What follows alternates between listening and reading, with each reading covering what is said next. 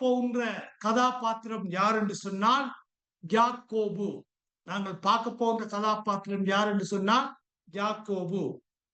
யாக்கோபு என்றாலே அதற்கு சொல்லப்படுகின்ற அர்த்தம் குதிக்காலை பிடித்தவன் அல்லது ஏமாற்றுக்காரன். குதிக்காலை பிடித்தவன் அல்லது ஏமாற்றுக்காரன் என்று கூறப்படுகின்றது.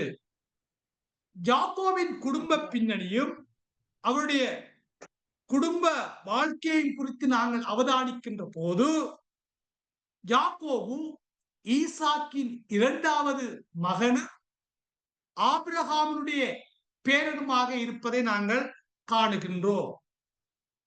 யாக்கோபே இஸ்ரவேல் சந்ததிக்கெல்லாம் அந்த சந்ததியிலே வந்த ஒரு இறுதியான ஆதி பிதாவாக கருதப்படுகின்ற இஸ்ரவேலுடைய சந்ததியிலே வந்த முதல் ஆதி பிதாக்களுடைய வரிசையிலே இறுதியாக வந்த முதல் ஆதி பிதாவாக அவர் கருதப்படுகின்றார். அவருக்கு பின்பு இஸ்ரவேல் 12 கோத்திரங்களாக என்ன செய்கின்றது, பிரிந்து செல்வதை நாங்கள் கண்டுகொள்ளலாம். யாக்கோபு ஆபிரகாமின் இரண்டாவது சந்ததியைச் சேர்ந்தவர். தேவன் ஆபிரகாமோடும் ஈசாக்கோடும் அங்கே ஒரு விசேஷித்த உடன்படிக்கையை செய்கின்றார்.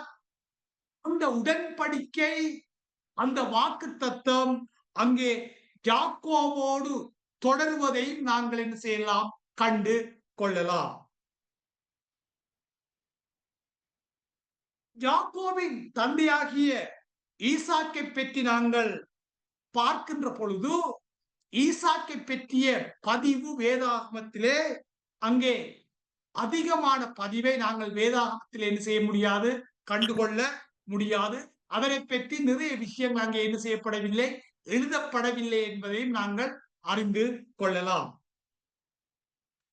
ஆபிரகாம் ஈசாக்கை பலி கொடுக்க கொண்டு சென்ற போது அங்கே ஈசாக் தன்னை முழுவதுமாக அர்ப்பணித்தவனாக அங்கே எந்தவித எதிர்ப்பும் தெரிவிக்காமல் தன்னைத்தானே அங்கே ஒருவேளை சொல்ல போனால் ஆபிரகாமுடைய செயலுக்கு அவன் தன்னை ஒரு கீழ்ப்படித்த ஒரு பிள்ளையாக நாங்கள் யாரை காணுகின்றோம், ஈசாக்கை காணுகின்றோம்.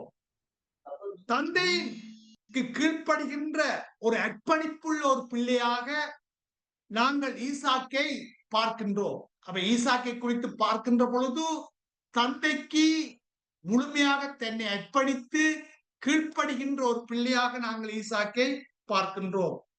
அவருடைய திருமண விடயத்திலும் கூட அங்கே நாங்கள் பார்க்கின்றோம், அங்கே வேலைக்காரன் அந்த பணியாளன் அவருக்காக ஒழுங்குபடுத்திய அந்த திருமணத்துக்கும் அவர் உடன்பட்டிருப்பதை நாங்கள் காணுகின்றோம். அப்ப ஈசாக்கு ஒரு அடக்கமான, ஒரு கீழ்ப்படிவுள்ள, ஒரு அர்ப்பணிப்புள்ள, ஒரு சரியான முறையிலே அங்கே நாங்கள் பார்க்கின்றோம். ஆபிரகாமுக்கு அவன் அடங்கி இருப்பதை நாங்கள் கண்டுகொள்ளலாம். ஆனா ஈசாக் ஒரு குடும்ப தலைவனாக குடும்பத்தை எல்லா வகையிலையும் அவன் சரியான முறையில் எது செய்யவில்லை, வழி நடத்தவில்லை. அப்ப ஈசாக்கு ஒரு பிள்ளையாக, நல்ல ஒரு பிள்ளையாக இருந்தவன். ஆனால் குடும்ப தலைவனாக அவன் செயல்படுகின்ற பொழுது அவன் குடும்பத்தை எல்லா வகையிலும் என்ன செய்யவில்லை, சரியான முறையிலே அவன் வழி நடத்தவில்லை. ஒரு குடும்ப தலைவனாக வீட்டிலே எல்லா நடவடிக்கைகளையும் அவதானிக்க வேண்டிய பொறுப்பு வீட்டு தலைவனுக்கு உண்டு. அப்ப ஒரு குடும்பமாக இருக்கின்ற பொழுது ஒரு வீட்டு தலைவனுக்கு, ஒரு குடும்ப தலைவனுக்கு குடும்பத்திலே நடைபெறுகின்ற அனைத்து நிகழ்வுகளையும் என்ன செய்ய வேண்டும், அவன் அவதானிக்க வேண்டும். அந்த அவதானிக்கின்ற பொறுப்பு அவனுக்கு உண்டு. அந்த வகையிலே அங்கே ஈசாக் வீட்டிலே நடக்கின்ற எல்லா நடவடிக்கைகளையும் அவன் என்ன செய்யவில்லை, அங்கே அவதானிக்கவில்லை. சில வேளை வீட்டிலே குடும்பத்திலே இருக்கின்ற சில காரியங்கள் அந்த குடும்ப தலைவனுடைய கட்டுப்பாட்டை மீறி நடக்கின்ற காரியங்களாக கூட இருக்கலாம். ஆனா ஒரு தலைவனாக இந்த குடும்பத்திலே மீறி நடக்கப்படுகின்ற காரியங்களை, கட்டுப்பாட்டை தாண்டுகின்ற காரியங்களை கட்டுப்படுத்த வேண்டிய பொறுப்பு ஒரு வீட்டு தலைவனுக்கு உண்டு என்பதை நாங்கள் அறிந்து கொள்ள வேண்டும். அந்த வகையிலே ஈசாக்கு தோற்றுவிட்டவராக நாங்கள் அவரை என்ன செய்கின்றோம், காணுகின்றோம். ஆதியாகமம் 25, 27ஆம் வசனத்தை நாங்கள் வாசித்து பார்த்தால், இங்கே கூறப்படுகின்ற விடயம் என்னவென்று சொன்னால், யாக்கோபு வீட்டிலே தன்னுடைய கூடுதலான நேரத்தை என்ன செய்தான், செலவழித்தான். அப்ப அங்கே நாங்கள் பார்க்கின்றோம், ஈசாக்குக்கு 2 பிள்ளைகள். அதிலே மூத்தவன் ஏசா, 2வது மகன் யாக்கோபு. யாக்கோபை குறித்து பார்க்கின்ற பொழுது, அவன் தன்னுடைய கூடுதலான நேரத்தை அவன் வீட்டிலே செலவழித்தவனாக இருப்பதை நாங்கள் காணுகின்றோம். அப்ப ஒரு வகையில சொல்ல போனால், ரெபெக்காள் யாக்கோபை தன்னுடைய கட்டுப்பாட்டுக்குள் வைத்து வளர்க்கின்றார். ரெபெக்கா யாக்கோபை தன்னுடைய கட்டுப்பாட்டுக்குள் வைத்து வளர்க்கின்றான். அவனுக்காக எல்லாவற்றையும் திட்டமிட்டு ஒழுங்கு செய்து கொடுக்கின்றார். அடுத்து நாங்கள் பார்க்கின்றோம், சில விஷயங்களையும் அவள் கற்றுக் கொடுக்கின்றாள். ஒரு உதாரணத்துக்கு நாங்கள் சொன்னால், எப்படி சமைக்க வேண்டும் என்பதையும் அவள் என்ன செய்கின்றாள், அங்கே யாக்கோபுக்கு கற்றுக் கொடுப்பதை நாங்கள் காணுகின்றோம். அவளுடைய திட்டத்தின் பிரகாரம் தான் அங்கே அந்த ஆசீர்வாதத்தை ஏமாற்றி களவாக எடுப்பதற்கு அவள்தான் அந்த திட்டத்தையும் தீட்டி என்ன செய்கின்றாள், அங்கே கொடுப்பதை நாங்கள் காணுகின்றோம். அப்ப ஒரு வகையில சொல்ல போனால், யாக்கோபுக்கு இப்படி ஒரு நிலையில பிரச்சனை வருகின்ற பொழுது, யாக்கோபை அவள் காப்பாற்றுவதற்காக தன்னுடைய சகோதரனிடத்திலே, அதாவது சகோதரனிடத்திலே அங்கே அனுப்புவதை காணும். அதாவது யாக்கோபுக்கு ஏசாவிடத்திலிருந்து அவனை காப்பாற்றுவதற்காக அவள் தன்னுடைய சகோதரனாகிய லாபானிடத்திலே என்ன செய்கின்றாள், அங்கே அனுப்புவதை காணுகின்றோம். அப்ப இதெல்லாம் ரெபெக்கா யாக்கோபுடைய எதிர்காலம் சிறப்பாக அமைய வேண்டும் என்பதற்காக அவள் திட்டமிட்டு ஒழுங்கு செய்து அவை எல்லாத்தையும் அமைத்துக் கொடுப்பதை நாங்கள் காணுகின்றோம். இங்கு நாங்கள் இன்னும் ஒரு விடயத்தை அவதானிக்க வேண்டும் என்று சொன்னால், ஏசா வேட்டையாடுவதிலே சிறந்தவன். ஏசா வேட்டையாடுவதிலே சிறந்தவன். ஒரு இறை அறிஞன் சொல்லுகின்றார், ஹென்றி மொரிஸ். ஹென்றி மொரிஸ் என்ற ஒரு இறை அறிஞன் சொல்லுகின்றார் என்னன்னு சொன்னால், ஒரு வகையிலே இந்த ஏசா வேட்டையாட வேண்டிய தேவை இல்லை. ஏசா வேட்டையாட வேண்டிய தேவை இல்லை. அவர் வேட்டைக்கு போக வேண்டிய அவசியம் இல்லை. ஏன்னு சொன்னால், ஈசாக்கிடம் பெரிதான கால்நடைகள், ஆட்டு மந்தைகள் இருந்ததினாலே வேட்டையாட வேண்டிய தேவை இருக்கவில்லை. அவர்களுக்கு வேண்டிய தேவையான உணவு அங்கே அவர்களுக்கு இருந்தது. அவர்களுக்கு வேண்டிய தேவையான உணவு அவர்களுக்கு இருந்தது. அதனாலே ஏசா அங்கே வேட்டைக்கு போக வேண்டிய அவசியம் இல்லை. ஆனா ஏசா எப்பவும் என்ன செய்தான், வேட்டையாடுவதற்கு அவன் தன்னுடைய நேரத்தை செலவழித்தான். அவன் எப்பொழுதும் வீட்டுக்கு வெளியிலே அவன் தன்னுடைய நேரத்தை என்ன செய்தான், செலவழித்தான். இதனால் அவன் வீட்டு காரியங்களிலோ வீட்டு வேலைகளிலோ அவன் நேரத்தை செலவழிக்கவில்லை. அப்ப ஏசாவை பற்றி பார்க்கின்ற பொழுது, அவன் தன்னுடைய கூடுதலான நேரத்தை எங்கு செலவழிக்கின்றான், வேட்டையாடுவதிலே வீட்டுக்கு வெளியிலே அவன் நேரத்தை செலவழித்ததினாலே அவன் வீட்டிலே தங்குகின்ற நேரம் குறைவாக இருக்கின்றது. வீட்டு காரியங்களில் ஈடுபடுவது குறைவாக இருக்கின்றது. அவன் வீட்டு காரியங்களிலோ அவன் தன்னுடைய நேரங்களை என்ன செய்யவில்லை, செலவழிக்கவில்லை. அவன் ஒரு பொழுதுக்காக அல்லது ஒரு நொடியில தனக்கு ஒரு தேவைக்காக என்ன செய்கின்றான், வாழுகின்றவனாக இருக்கின்றான். அவன் ஒரு பொழுதுக்காக வாழுகின்றவனாக இருக்கின்றான். வாசிப்போம், ஆதியாகமம் 25:31. ஆதியாகமம் 25:31. அப்பொழுது யாக்கோபு, உன் சேஷ்டபுத்திர பாகத்தை இன்று எனக்கு விற்று போடு என்றான். ஒரு வகையில சொல்ல போனால், அவன் கூழுக்காகவே தன்னுடைய உரிமையை, தன்னுடைய அந்த புத்திர சுவிகாரத்தை அவன் விற்குவதை நாங்கள் காண்கின்றோம். ரைட், காணித்துக் கொள்ளுங்க. ஏசா அந்நிய பெண்களை திருமணம் செய்தான். நடைமுறையில் ஏசாவுடைய விடயங்களை பார்க்கின்ற போது அவன் தெரிவு செய்யப்பட்ட வரிசையில் இடம் பெறாமல் போவதை காணுகின்றோம். அவருடைய செயல்பாடுகளை பார்க்கின்ற பொழுது அவருடைய செயல்பாட்டின் பிரகாரம் அங்கே நாங்கள் பார்க்கின்றோம் என்ன, அந்த தெரிவு செய்யப்பட்ட அந்த ஒழுங்கிலே தெரிவு செய்யப்பட்ட சந்ததியாக அவன் வருவதை, வராமல் போவதை நாங்கள் என்ன செய்கின்றோம், பார்க்கின்றோம். உடன்படிக்கைக்குட்பட்டவனாக அந்த உடன்படிக்கைக்குட்பட்டவனாக அவன் செயல்படாமல் போகின்ற பொழுது அவன் அந்த உடன்படிக்கைக்குட்பட்டவனாக இல்லாமல் போவதை நாங்கள் என்ன செய்கின்றோம், காணுகின்றோம். அப்போ ஒரு சொல்லப்போனா அந்த வாக்கு தத்தத்தின் பிரகாரம், அந்த தேவன் கொடுத்த ஆபிரகாமுக்கு ஈசா கொடுத்த அந்த வாக்கு தத்தத்தின் பிரகாரம் அந்த வாக்கு தத்தத்தின் வரிசையிலே அவன் வராமல் போவதை நாங்கள் காணுகின்றோம்.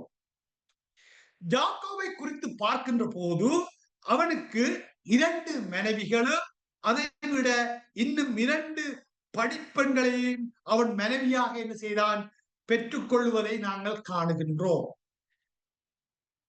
காலத்திலே படிப்பெண்கள் என்று சொல்லுகின்ற பொழுது இந்த அதாவது லேயாளுக்கும் ராகேலுடைய படிப்பெண்கள், அவர்கள் வந்து அந்த படிப்பெண்கள் சொன்னா, இந்த படிப்பெண்கள் என்ன விஷயம் சொன்னா அவனுடைய மனைவி மேருக்கு மாற்றுத்தாய். இந்த பணிப்பெண்கள் யாருக்கு சொன்னா யாக்கோபுடைய அந்த 2 மனைவி மேருக்கு மாற்றுத்தாய்மை. அதாவது இந்த மனைவி மேருக்கு பிள்ளைகளை பெற்றுக் கொடுக்கின்ற பணிப்பெண்கள், இந்த மனைவி மேருக்கு பிள்ளைகளை பெற்றுக் கொடுக்கின்ற பணி பெண்கள். அப்போ சொல்ல போனா இந்த பணிப்பெண்கள் பெற்றெடுக்கின்ற குழந்தைகள் யாருடைய பிள்ளையாக கருதப்படும் சொன்னா அவருடைய மனைவிகளாகிய லேயாளுடையதும் ராகேலுடைய பிள்ளைகளாகத்தான் அவைகள் என்ன செய்யப்படுமா, கருதப்படும். அந்த காலத்திலே ஒரு முகமை எந்தன்னு சொன்னா, அதாவது திருமணமான பெண்களுக்கு குழந்தை பேறு கிடைக்காவிட்டால் அவருடைய படிப்பெண்களுக்கு கூடாக அந்த குழந்தையை பெற்று அவர்களுக்கு ஒரு வாரிசாக என்ன செய்வார்களாம், அதை அடைந்து கொள்வார்கள்.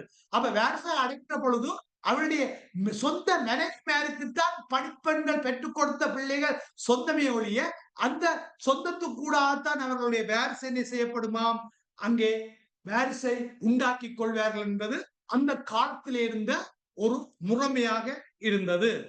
அப்ப படிப்பெண்களுக்கு பிறந்த பிள்ளைகள் லேயாள் ராகாலின் பிள்ளைகளாக எண்ணப்பட்டது. படிப்பெண்களுக்கு பிறந்த பிள்ளைகள் லேயாள் ராகாலின் பிள்ளைகளாக என்ன செய்யப்பட்டதா, எண்ணப்பட்டன. அப்ப காட்சி கொள்ளுங்க, பெண்களை திருமணம் செய்கின்ற விடயத்தினாலே மனைவிமார்களுக்கும் பிள்ளைகளுக்கும் இடையில் அங்கே அதிக பொறாமை, போட்டி, அடுத்து அதே சமயத்திலே அங்கே பிரச்சனைகள் தோன்றுகின்ற நிலைமையை நாங்கள் என்ன செய்யலாம், கண்டுகொள்ளலாம். அதாவது பல பெண்களை திருமணம் செய்வதனாலே அந்த மனைவி மேலாளை பிரச்சனை, பிறக்கின்ற பிள்ளைகளினாலே பிரச்சனை, போட்டி, பொறாமை, அங்கே பலவிதமான சிக்கல் நிலைமைகள் உருவாகுவதை நாங்கள் என்ன செய்யலாம், கண்டுகொள்ளலாம். அது யாக்கோபுடைய வாழ்க்கையில இடம்பெறுவதை நாங்கள் என்ன செய்யலாம், கண்டு கொள்ளலாம். ஈசாக்கை போன்று யாக்கோவும் தன்னுடைய பிள்ளைகள் மீது பட்சபாதம் காட்டுவதை காணுகின்றோம். தன்னுடைய தகப்பன் செய்த அதே தவற்றை அவர் செய்வதை காணுகின்றோம். அவர் சொல்ல போனால் யாக்கோபு ஈசாக்கை போன்று தன்னுடைய பிள்ளைகள் மீது பட்சபாதம் காட்டுகின்றார். எப்படி ஈசாக்கு இந்த விடயத்திலே தவறுவிட்டாரோ அதே தவறை யாக்கோபும் செய்வதை நாங்கள் என்ன செய்கின்றோம், கண்டு கொள்கின்றோம். யாக்கோபு கானான் தேசத்திற்கும் ஆராமிக்கும் கானான் தேசத்திற்கும் ஆராமிக்கும் இடையில் வாழ்ந்தார். அப்ப யாக்கோபு ஆரம்ப காலத்திலே அவர் வாழ்ந்த இடத்தை பார்க்கின்ற பொழுது கானான் தேசத்திற்கும் ஆராமிக்கும் இடையில் அவர் வாழ்ந்தார். இந்த இடம் இப்ப இப்ப நவீன காலத்திலே இந்த இடம் இப்ப சீரியா என்று அழைக்கப்படுகின்றது. இப்ப அந்த இடம் என்னவாக அழைக்கப்படுகிறது சொன்னா சீரியா என்று அழைக்கப்படுகின்றது. அப்ப ஆரம்பத்தில் ஆரம்பத்தில் நாங்கள் யாக்கோபை பார்த்தா இந்த யாக்கோவும் என்ன செய்கின்றார்?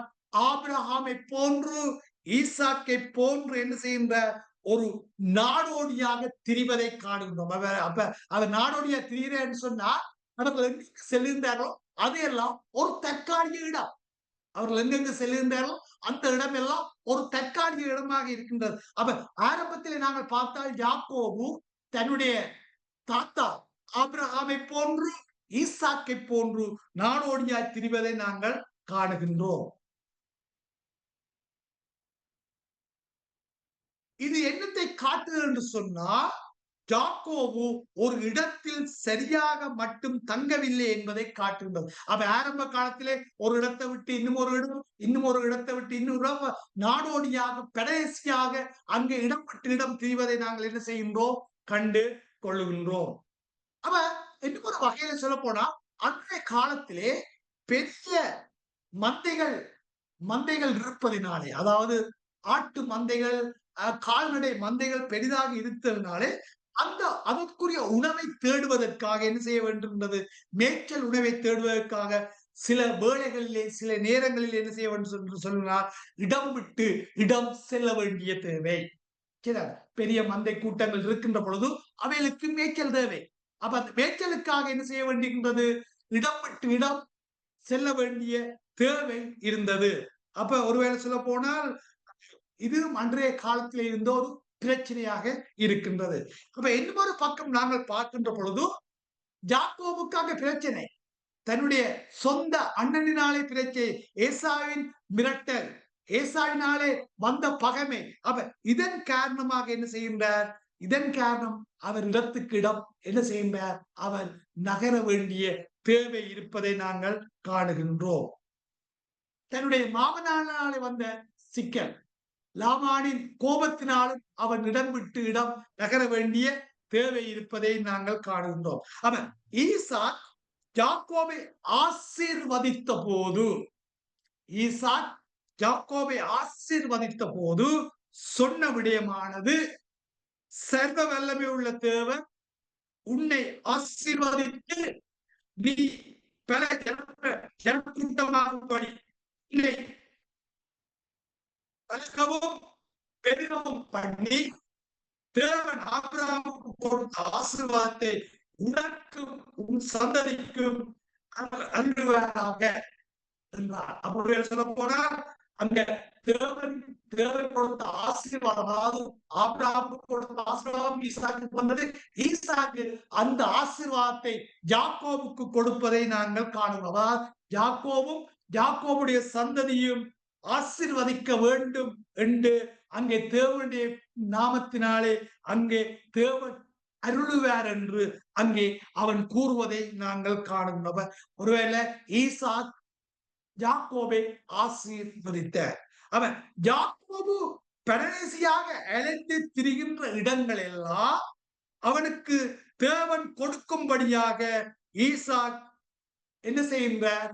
ஆசீர்வதிக்கின்ற. ஒருவேளை சொல்ல போனா அவன் பரதேசியாக எங்கெங்கு சென்றானோ அந்த இடமெல்லாம் தேவன் கொடுக்கும்படியாக ஈசாக் தேவன் அருள்வார் என்று அவனை என்ன செய்கின்றார்? ஆசீர்வதிக்கிறார். வாசிப்போம் 28ஆம் அதிகாரம் 3-4. 28ஆம் அதிகாரம் 3-4. சர்வ வல்லமையுள்ள தேவன் உன்னை ஆசீர்வதித்து நீ பல ஜனக்கூட்டமாகும்படி உன்னை பலுகவும் பெருகவும் பண்ணி, தேவன் ஆபிரகாமுக்கு கொடுத்ததும் நீ பரதேசியுமாய் தங்குகிறதுமான தேசத்தை நீ சுதந்தரித்துக் கொள்ளும்படி ஆபிரகாமுக்கு அருளிய ஆசீர்வாதத்தை உனக்கும் உன் சந்ததிக்கும் அருளுவாராக என்று சொல்லி, இந்த யாக்கோபு அலைந்து திரிகின்ற இடம் அங்கே நாங்கள் பார்க்கின்றோம். சில இடங்கள் குறிக்கப்படுகின்றது. மிஸ்பா, பெத்தேல், பெஜெசெபா, சீக்கேம், அதாவது மிஸ்பா, பெத்தேல், பெஜெசெபா, சீக்கேம் போன்ற அநேக பட்டணங்கள் இஸ்ரவேலில் முக்கிய பட்டணங்களாக அங்கே காணப்படுகின்றது. அதாவது யாக்கோபு இந்த இடங்களுக்கு அவன் பரதேசியாக அலைந்து திரிந்த இந்த இடங்கள் அங்கே இஸ்ரவேலின் முக்கிய பட்டணங்களாக என்ன செய்யப்பட்டது காணப்படும். அதாவது யாக்கோபுக்கு பின்பு நாங்கள் பார்க்கின்றோம் இஸ்ரவேலுடைய வரலாற்றிலே அங்கே 500 வருடங்களாக 500 வருடங்களாக இந்த இடங்கள் ஒரு முக்கிய பட்டணங்களாக என்ன செய்யப்படுகின்றது கருதப்படுவதை நாங்கள் காணுகின்றோம். யாக்கோபுடைய பிறப்பை சுற்றி நடைபெறுகின்ற நிகழ்வுகள் யாக்கோபுடைய பிறப்பை சுற்றி நடைபெறுகின்ற நிகழ்வுகள் எங்கள் எல்லோருக்கும் தெரியும். ரெபேக்கா மெலடியாக இருந்தார். ரெபேக்கா மெலடியாக இருந்தார். இதன் நிமித்தம் ஈசாக் அவனுக்காக ஜெபித்தான். அவனுக்காக ஜெபித்த பொழுது அந்த ஜெப வேண்டுதலை நிமித்தம் அவள் கற்பம் தரித்தாள். அவள் கற்பம் தரித்த பொழுது அவள் பிள்ளைகளை பெற்றது கூட என்னவாக இருக்கின்றது? தேவனின் கிருபை, தேவனின் கொடையாக இருக்கின்றது. அப்போ ஒரு வேலை சொல்ல போனா ரெபேக்கா பிள்ளையை பெற்றெடுத்தது கற்பம் தரித்த காரியங்கள் கூட தேவனுடைய கொடையாக இருக்கின்றது, தேவனுடைய கிருபையாக இருக்கின்றது. ஆதியாகமம் 25, 21, 26 வரை நாங்கள் வாசித்தால் அங்கே கவனித்துக் கொள்ளுங்க.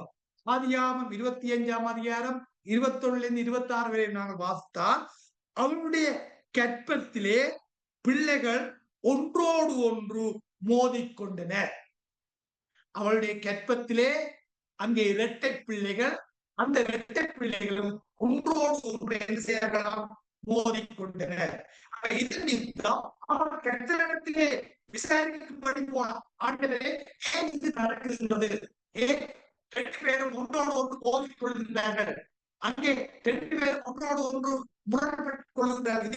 ஏன் நடக்குது என்று அவள் திருமணத்தை விசாரித்து கர்த்தர் சொன்னதாவது, உன்னுடைய கற்பத்தில் 2 ஜாதிகள் உண்டாகியுள்ளது. அப்ப கர்த்தர் சொல்றாருன்னா உன்னுடைய கற்பத்திலே இந்த 2 பிள்ளைகளும் 2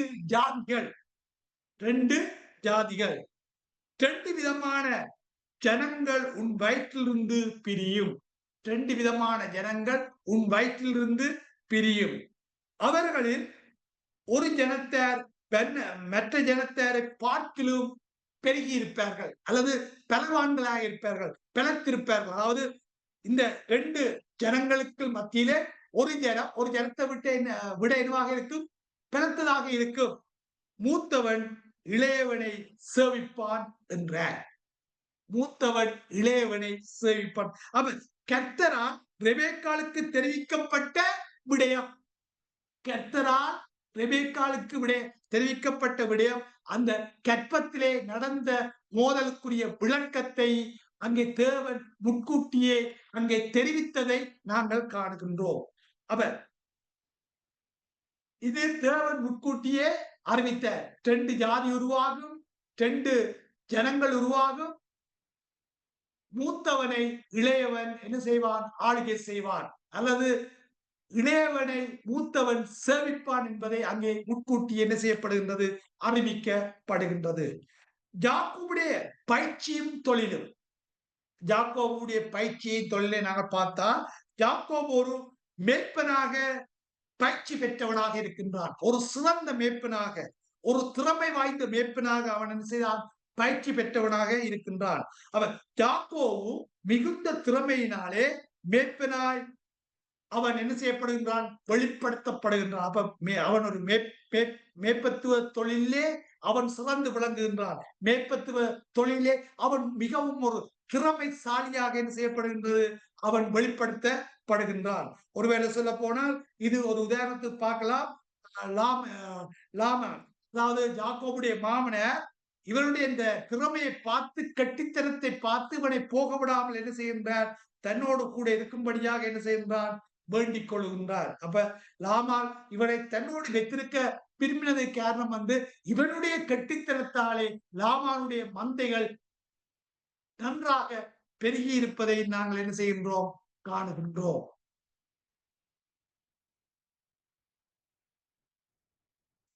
யாக்கோபின் மேய்ப்பத்துவ திறமையினாலே லாபானின் மந்தைகள் நன்றாக பெருகின. லாபானின் மந்தைகள் நன்றாக பெருகின. தேவன் யாக்கோபின் மேய்ப்பத்துவ பணியை ஆசீர்வதித்தார். அப்ப தேவன் யாக்கோபின் மேய்ப்பத்துவ பணி என்ன செய்தார்? ஆசீர்வதித்தார். அப்ப யாக்கோபுக்கும் லாபானுக்கும் இடையிலே ஒரு உடன்படிக்கை அல்லது ஒரு உடன்பாட்டின் பிரகாரம் மந்தைகள் பிரிக்கின்ற முறைகளின் படி அங்கே அவர்கள் ஒரு உடன்பாடு செய்கின்றார்கள். இந்த உடன்பாட்டின் பிரகாரம் லாபானுக்கும் யாக்கோபுக்கும் இடையில் ஒரு உடன்பாடு. அந்த உடன்பாட்டின் பிரகாரம் அங்கே இந்த உடன்பாடு சொல்லுகின்றது, அதாவது இந்த மந்தைகளை பிரிக்கின்ற முறைமைகளின்படி, இந்த மந்தைகளை பிரிக்கின்ற முறைமைகளின்படி அங்கே ஒரு உடன்பாடு. அப்ப இவைகளை குறித்து பார்க்கின்ற பொழுது ஆதியாகமம் 30ஆம் அதிகாரம் 25 43 வரை நாங்கள் வாசித்தால், ஆதியாகமம் 30ஆம் அதிகாரம் 25 43 வரை நாங்கள் வாசித்தால், யாக்கோபு மிகவும் நுட்பமான திறமை வாய்ந்த ஒரு மேய்ப்பனாக இருக்கிறான் என்பதை யாக்கோபுடைய செயல்பாட்டில் இருந்து என்ன செய்யலாம்? கண்டு கொள்ளலாம். அவர் தேவனும் அவனின் மந்தையை என்ன செய்தார்? ஆசீர்வதித்தார். அப்ப மந்தைகளை நுட்பமாக நிர்வகித்து இனப்பெருக்கத்தை குறித்த விரிவான அறிவு மூலம், அப்ப ஒரு இனப்பெருக்கத்திற்குரிய நுணுக்கமான அறிவின் மூலம் அவன் மிகவும் புத்திசாலித்தனமாய் மந்தைகளை மேய்த்தவனாக இருக்கின்றான். அப்ப ஒரு வகையில ஒரு மிக நுட்கமான முறையிலே இந்த மந்தைகள் பெருகுவதற்கு அங்கே சில நிபந்தனைகளை போடுகின்ற, அவன் கொடுத்த நிபந்தனையின்படி இவனுக்குரிய மந்தைகள் அங்கே பெருகி செல்கின்றது. அங்கே அவனுடைய மிக கட்டித்தனமான முறையிலே மேய்க்கின்ற முறை, அங்கே ஒருவேளை சொல்லப்போன அந்த இனப்பெருக்கத்துக்குரிய காரியத்தை அவன் மிக நுட்பமான முறையிலே செய்கின்றபடியினாலே அங்கே அவனுக்குரிய மந்தைகள் என்ன செய்கின்றது? பெருகி செல்வதை நாங்கள் காணுகிறோம். அதிலே காணுகின்ற விஷயம், யாக்கோபு ஒரு சிறந்த மேய்ப்பன் என்பதை அது அடையாளப்படுத்துகின்றது. அது ஒருவேளை சொல்ல போனா இந்த மேய்ப்பத்துவ பணியானது அந்த பணியில் காணுகின்ற விடயம் மந்தைக்கு தேவையான மேய்ச்சலின் பிரகாரம் நீண்ட பிரயாணம் செய்ய வேண்டியிருந்தது. அப்ப மந்தைகளை மேய்த்து கொண்டு செல்ல வேண்டும், நல்ல மேய்ச்சலை கொடுக்க வேண்டும். இந்த மேய்ச்சலை கொடுப்பதற்காக நீண்ட தூரம் பிரயாணம் செய்ய வேண்டிய தேவைகளும் அங்கே என்ன செய்யப்பட்டது? காணப்பட்டது. அந்த வகையிலே யாக்கோபு ஒரு சிறந்த மேய்ப்பனாக செயல்படுவதை நாங்கள் காணுகிறோம். யாக்கோபுடைய இடம் பிடித்தல் வரலாற்றில் யாக்கோபு எவ்வாறு இடம் பிடிக்கின்றார் வரலாற்றில்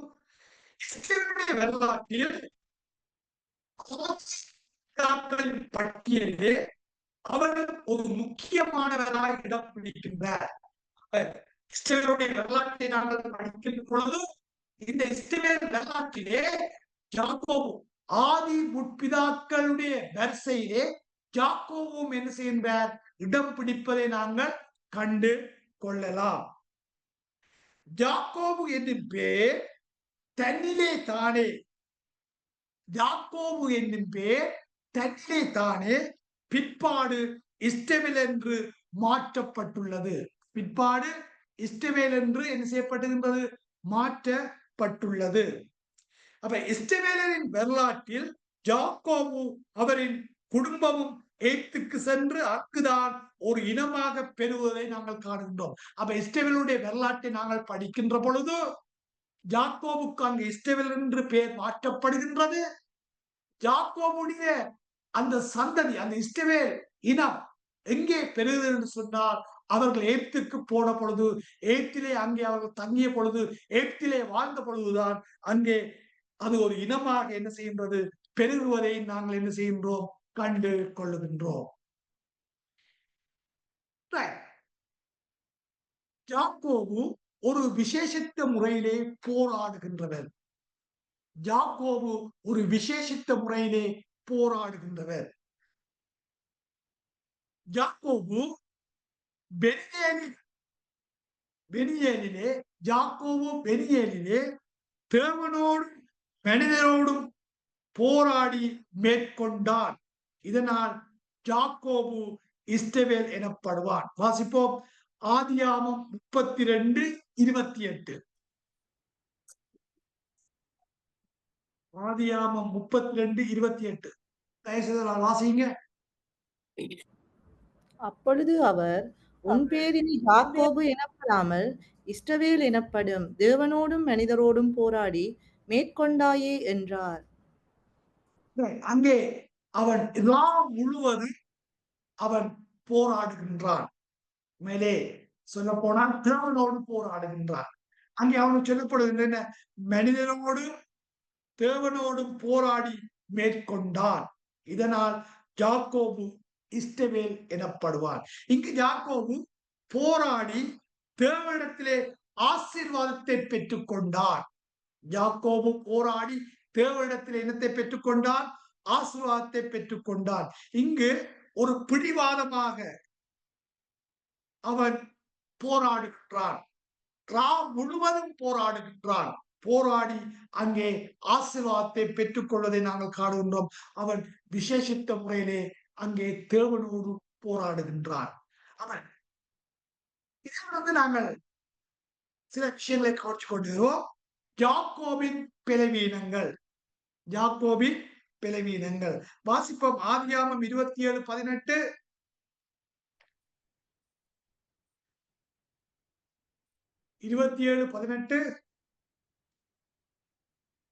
அவன் தன் தகப்பனிடத்தில் வந்து, என் தகப்பனே என்றான். அதற்கு அவன், இதோ இருக்கிறேன், நீ யார் என் மகனே என்றான். 20ஆம் வசனம். 20. அப்பொழுது ஈசாக்கு தன் குமாரனை நோக்கி, என் மகனே, இது உனக்கு இத்தனை சீக்கிரமாய் எப்படி அகப்பட்டது என்றான். அவன், உம்முடைய தேவனாகிய கர்த்தர் எனக்கு நேரிட பண்ணினார் என்றான். 24. நீ என் குமாரனாகிய ஏசாதானோ என்றான். அவன், நான் தான் என்றான். இந்த வசனங்களை நாங்கள் அவதானிக்கின்ற பொழுது சில விஷயங்களை கவனிப்போம். யாக்கோபு பொய் சொல்கின்றவனாய் இருக்கின்றான். யாக்கோபு பொய் சொல்கின்றவனாய் இருக்கின்றான். யாக்கோபு தன்னை ஏசாவாக தன்னை உரிமை பாராட்டி ஈசாவுக்கு போய் சொல்கின்றான். யாக்கோபு தான் ஏசாவென்று சொல்லி ஏசாவென்று உரிமை பாராட்டி தன்னுடைய தகப்பனுக்கு என்ன செய்கின்றான்? பொய் சொல்கின்றான். இந்த பொய்யானது நேரடியான வெளிப்படையான பொய்யாக உள்ளது. இந்த பொய்யானது நேரடியாக வெளிப்படையாக பொய்யாக உள்ளது. அப்ப அங்க தந்தை கேட்கிற, நீ சீக்கிரமாய் வந்து விட்டாயே, சீக்கிரமாய் வந்து விட்டாயே, உனக்கு வெள்ளன கிடைத்து விட்டதா, நீ வெள்ளன அகப்பட்டு விட்டதா என்று கேட்ட போது யாக்கோபு, உம்முடைய தேவனாகிய கர்த்தர் எனக்கு நேரிட பண்ணின. அங்கே தன்னுடைய பொய்க்கு அங்கே தேவனை அவன் முன்வைப்பதை நாங்கள் என்ன செய்கின்றோம்? காணுகின்றோம். அவன் நாங்கள் பார்க்கின்றோம்.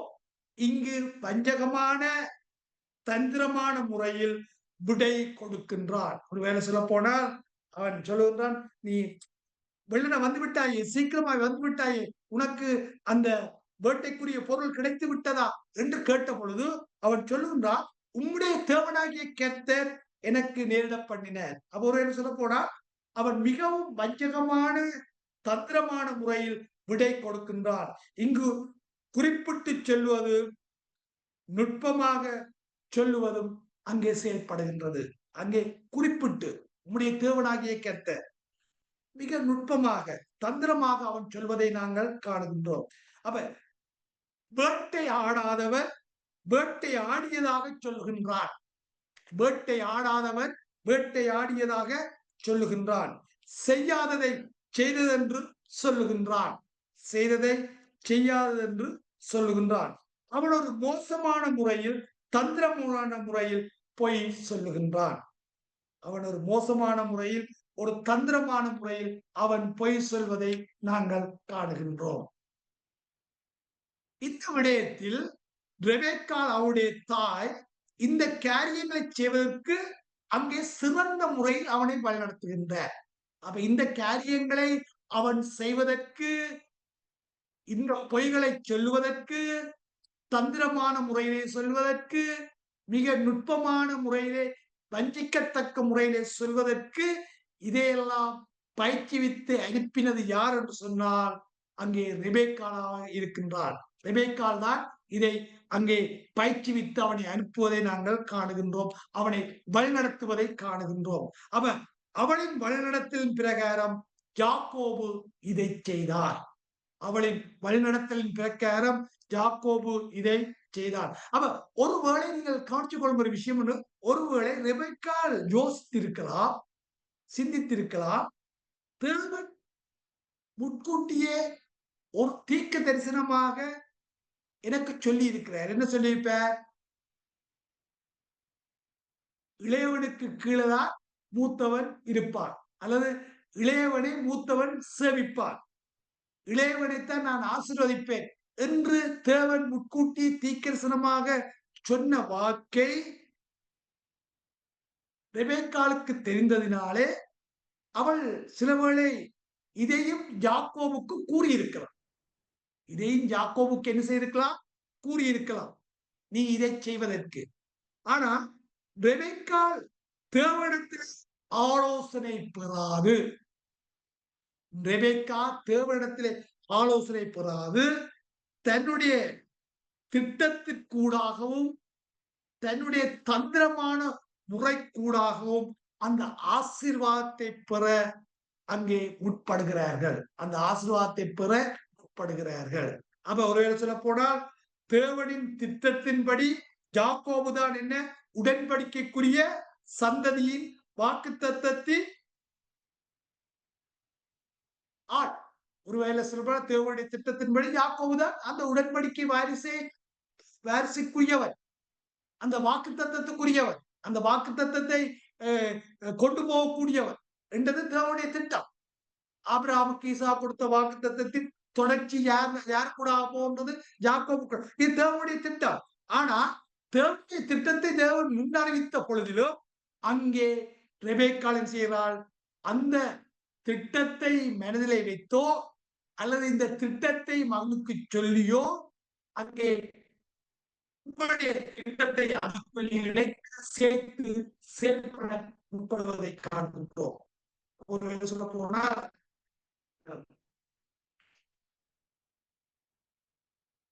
தேவனின் திட்டத்திற்காக தவறான முறைகளில், தவறான வழிகளில் செயல்படலாமா என்ற கேள்வி ஏற்படுகின்றது. சரி, இப்ப உங்கள்ட்ட கேட்கிறேன், தேவன் வைத்திருக்கிற திட்டத்தை நிறைவேற்றுவதற்கு தவறான முறையில், தவறான வழிகளில் செயல்படலாமா என்ற கேள்வியை நாங்கள் கேட்டால் நீங்கள் அதற்கு கொடுக்கின்ற பதில் என்ன? உண்மையிலே அதை நாங்கள் அப்படி செய்ய முடியாது. தேவனுடைய திட்டத்திற்காக தவறான முறையில், தவறான வழியில் செயல்படலாமா என்று கேட்டால் அப்படி செய்ய முடியாது. ஆனா ஒருவேளை சொல்ல போனால் யாக்கோபு தேவனுடைய திட்டத்திற்காக அந்த நேரத்திற்காக என்ன செய்ய வேண்டும்? காத்திருக்க வேண்டும். யாக்கோபு தேவனின் திட்டத்திற்காக அந்த நேரத்திற்காக என்ன செய்ய வேண்டும்? காத்திருக்க வேண்டும். இன்னும் ஒரு வயல சொல்ல போனா தேவனிடத்திலிருந்து ஆலோசனை பெற வேண்டும். தேவனிடத்திலிருந்து ஆலோசனை பெற வேண்டும். தேவன் தன்னுடைய திட்டத்தை நிறைவேற்றுவதற்காக அந்த திட்டத்துக்காக என்ன செய்ய வேண்டும்? காத்திருக்க வேண்டும். தேவனுடைய வழிநடத்தலுக்கு தன்னை என்ன செய்ய வேண்டும்? அர்ப்பணித்திருக்க வேண்டும். மாறாக அவர்கள் தங்களுடைய திட்டத்தை, தங்களுடைய ஐடியாவை தவறான முறையிலே தேவனுடைய திட்டத்திற்காக செயல்படுத்த முடியாது. தவறான முறையில் பொய் சொல்லி துரோகம் செய்து பெற்ற ஆசீர்வாதத்தின் நிமித்தம், தவறான முறையில் பொய் சொல்லி துரோகம் செய்து பெற்ற ஆசீர்வாதத்தின் நிமித்தம் அவன் வாக்குத்தத்தத்தின் தேசத்தை விட்டு புறப்படுவதற்கு இருந்தான். அவன் தன் வீட்டிலே இருக்க முடியவில்லை, தன்னுடைய தேசத்திலே என்ன செய்ய முடியவில்லை, இருக்க முடியவில்லை. அவன் வீட்டை விட்டு தேசத்தை விட்டு புறப்பட வேண்டி இருந்தது. நாங்கள் பார்க்கின்றோம், தவறான முறைகள், பொய் சொல்லி செய்கின்ற காரியங்கள், துரோகம் செய்கின்ற காரியங்கள் நிமித்தம் வருகின்ற விளைவு.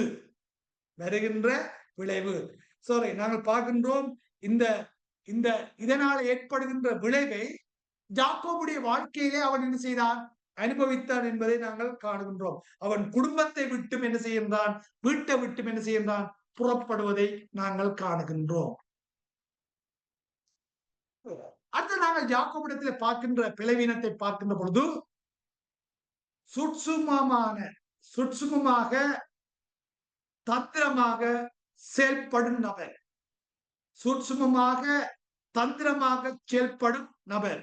அவன் சூழ்நிலையை பார்த்து தனக்கு சாதகமாக செயல்படுபவன். சூழ்நிலையை பார்த்து தனக்கு சாதகமாக செயல்படுபவன். அப்ப யாக்கோபு, நீங்க கவனிச்சுக்கொள்ள, நீங்க நோட் பண்ணிக்கொள்ளுங்க.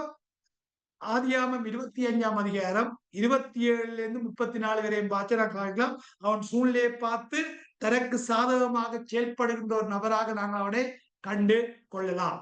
அவன் யாக்கோபு தான் விரும்பியதை ஒரே சந்தர்ப்பம் சூழ்நிலையை பார்த்து தந்திரமாக செயல்படுகின்ற ஒரு நபர். அவன் யாக்கோபு தான் விரும்பியதை அடைய சந்தர்ப்பம் சூழ்நிலை பார்த்து தந்திரமாக செயல்படுகின்ற ஒரு நபராக நாங்கள் யாக்கோபை பார்க்கின்றோம். அவன் தன்னுடைய சகோதரன் ஏசா களைத்து வீட்டுக்கு வருகின்ற பொழுது அந்த களைப்பின் நிமித்தம் யாக்கோபிடம் கூழ் கேட்கின்றான். யாக்கோபு கூழுக்கு பதிலாக தன் சிரேஷ்ட புத்திரத்தை விற்று போடு என்கின்றான். அப்ப அவனுடைய அண்ணன் ஏசா அவன் வெளியிலே போட்டு களைத்து விட்டு வருகின்றான். களைத்துட்டு வருகின்றவனுக்கு அவனுக்கு மிகவும் பசியாக இருக்கின்றது, தாகமாக இருக்கின்றது. களைத்து போனவன் அவன் அங்கே யாக்கோபு அங்கே கூழ் காட்சி இருக்கின்றான். அந்த கூழை கேட்கின்றான். கொஞ்சம் கூழ் தான். அவன் கேட்கின்றான், நான் இந்த கூழை உனக்கு தர வேண்டும் சொன்னால் உன்னுடைய சிரேஷ்ட புத்திரத்தை எனக்கு விற்று போடு என்கின்றான். அப்ப நாங்க பார்க்கின்றோம், ஒருவேளை அவன் விற்று போடு மட்டும் சொல்லல, ஆணையிட்டு சொல்லு, ஆணையிட்டு எனக்கு சொல்லு. அப்ப ஒருவேளை சொல்ல போனா சிரேஷ்ட புத்திரன் என்பது, அப்ப அந்த புத்திரத்தை பெறுவதற்காக நேரம் சூழல் காலத்தை பார்த்து தனக்கு சாதகமாக இருக்கின்ற நிலைவரத்தை பார்த்து அவன் தந்திரமான முறையில் என்ன செய்கின்றான், அங்கே கேட்பதை நாங்கள் காணுகின்றோம். அப்ப சிரேஷ்ட புத்திரன் என்பது முதல் பேரான பிள்ளைக்கு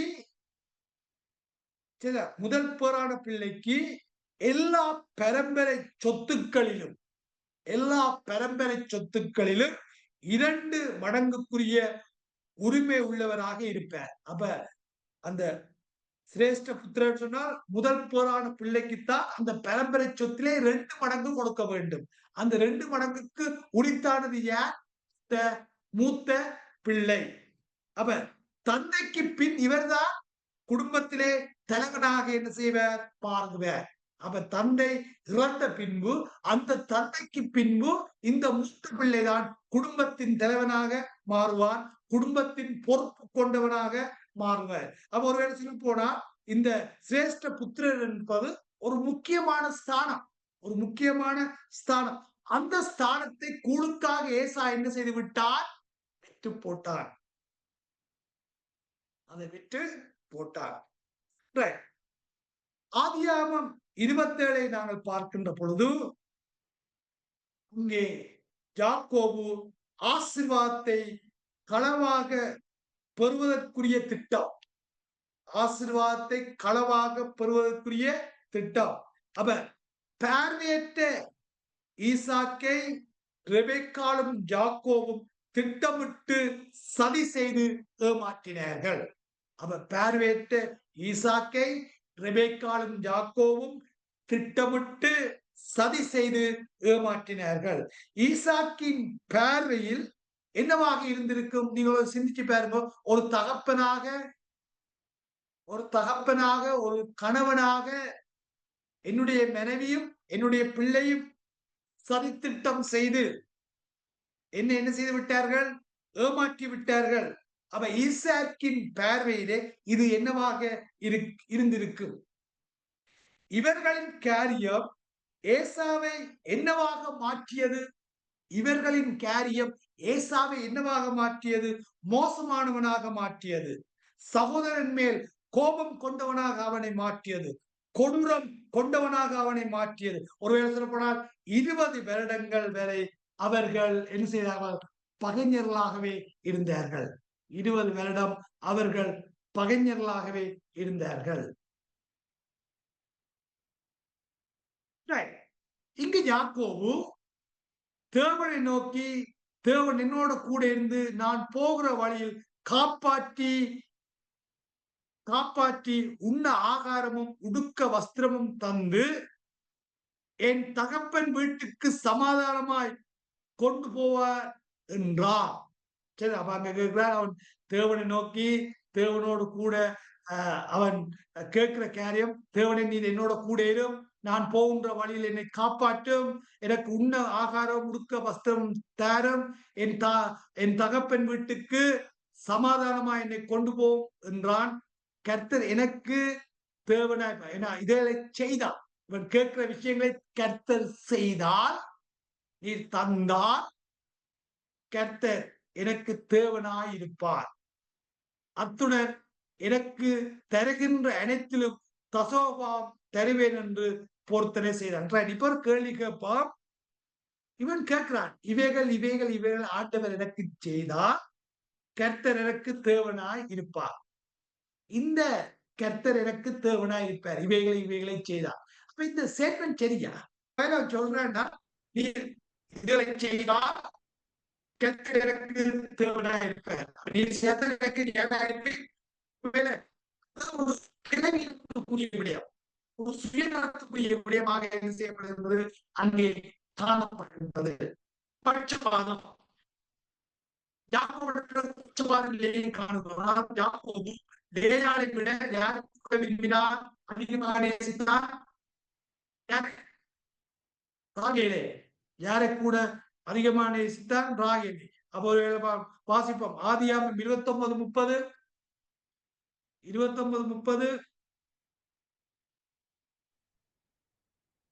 யாக்கோபு ராகேலையும் சேர்ந்தான். லேயாளை பார்க்கிலும் ராகேலை அவன் அதிகமாய் நேசித்து பின்னும் 7 வருஷம் அவனிடத்தில் சேவித்தான். ஒருவேளை லேயாளை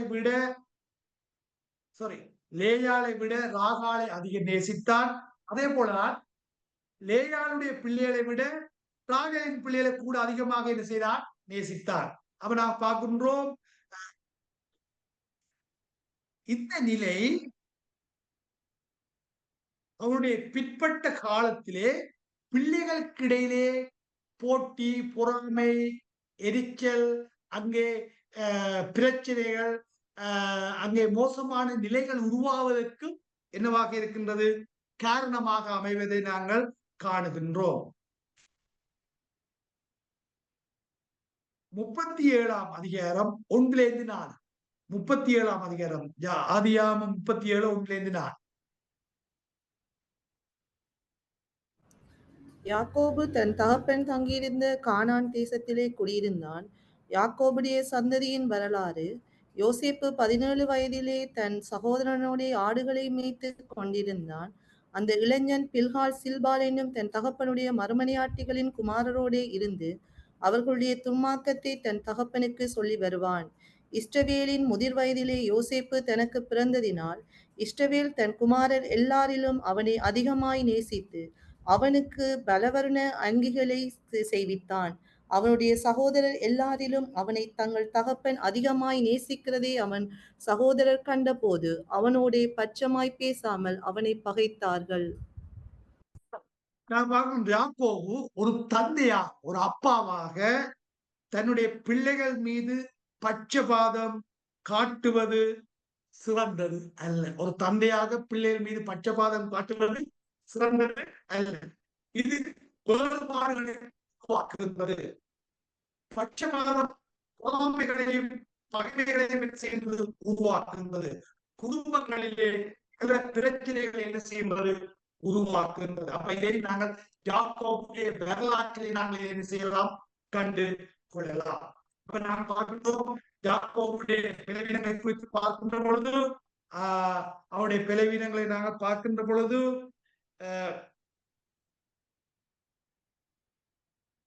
அவன் என்ன செய்கின்றான்? ஒரு தந்திரமாக ஏமாற்றுகின்றவன், பொய் சொல்லுகின்றவன்.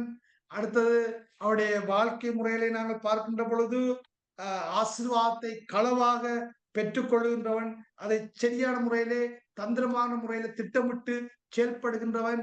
அடுத்தது அவன் தேவனிடத்திலே அவன் ஒரு நிபந்தனையாக கேட்கின்றான், நீங்கள் எனக்கு இவையெல்லாம் செய்யத்தான் நீங்கள் எனக்கு தேவன்.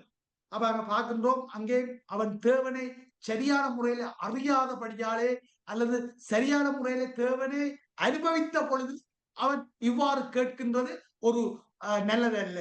மற்ற நாங்கள் பார்க்கின்றோம், அவன் ஒரு பட்சபாதம் பார்க்கின்ற தந்தையாக இருப்பதை நாங்கள் காணுகின்றோம். நாங்கள் இன்றைய நாளிலே நாங்கள் இதுவரை பார்த்தோம். அடுத்த முறை பார்ப்போம் யாக்கோபுடைய பெலன், அவனுடைய பெலன் ஸ்டெத் என்னன்னு நான் பார்ப்போம். என்ன நாங்கள் அதுக்குள்ள போனோம்னா இன்னும் ஒரு அரை மணித்தியாலங்களுக்கு தேவைப்படும். ஆகவே நாங்கள் அடுத்த முறைக்கு நாங்கள் யாக்கோபுடைய ஸ்டெண்டை குறித்து, அவருடைய பெலத்தை குறித்து பார்ப்போம். இன்றைக்கு படித்ததில் உங்களுக்கு ஏதாவது கேள்விகள் இருந்தால் நீங்கள் கேட்கலாம்.